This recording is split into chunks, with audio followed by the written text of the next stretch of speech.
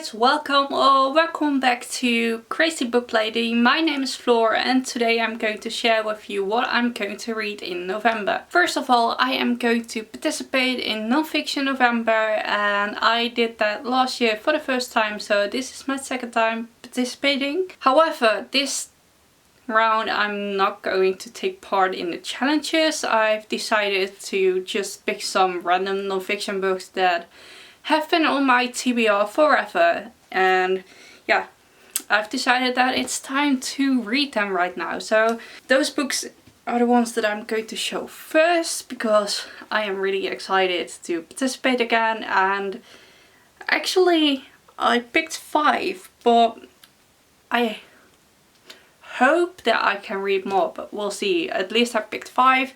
That's a reasonable number, so yeah, let's get into it. First of all, I have 4 books that are companions to each other, sort of. The first 2 are written by Maria Mostert.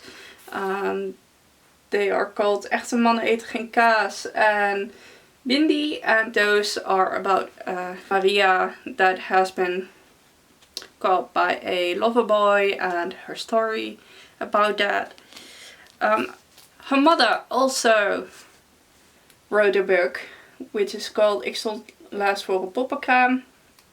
So she is telling about her experience with all what happened to her daughter.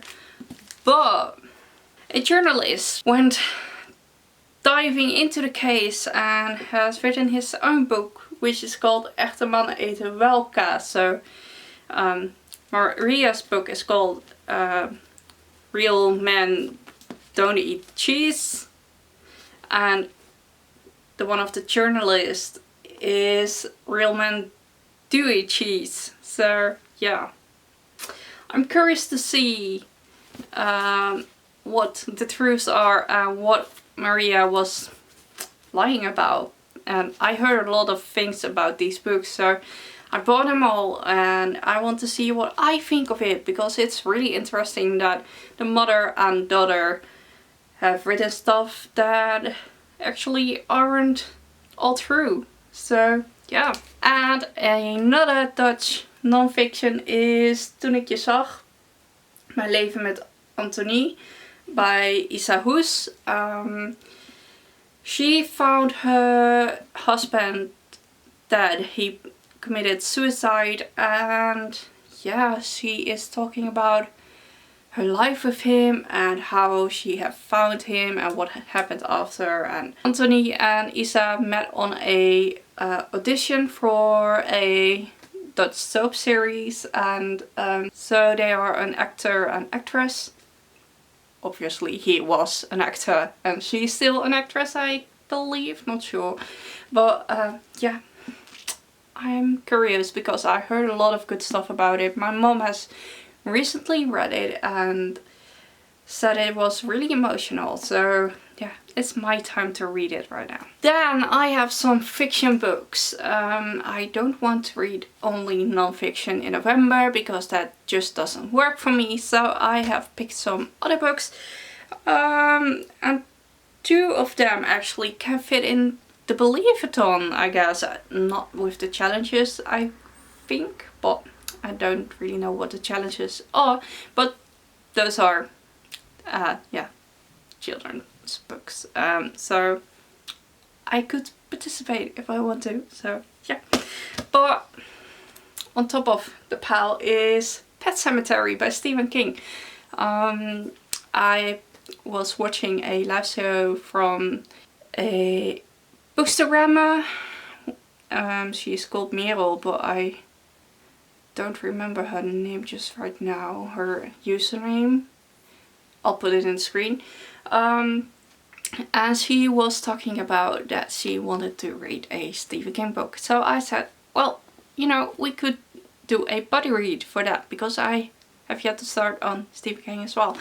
And we picked Pet Sematary as that is the one we both own. So yeah, I'm excited to read it with her. The original plan was to read it in October as a spooky read for October, but we didn't get to it because we both had some review copies to get to and all that. So yeah, it's planned for November right now. Then I have a book by Sophie Kinsella. I never read a book by Sophie Kinsella, but this is a YA, and that is Finding Audrey. Yeah, I'm reading the Dutch version, which is called Niet te filmen. And this is a contemporary which involves a anxiety disorder, and yeah, it sounded really interesting, so I am curious to see what I think about it. And I know this is quite an old one, I guess, so there's not much going on about it on BookTube anymore. It's from 2015, so it's from a few years ago, but I don't care. I read a lot of backlist titles anyway, so yeah.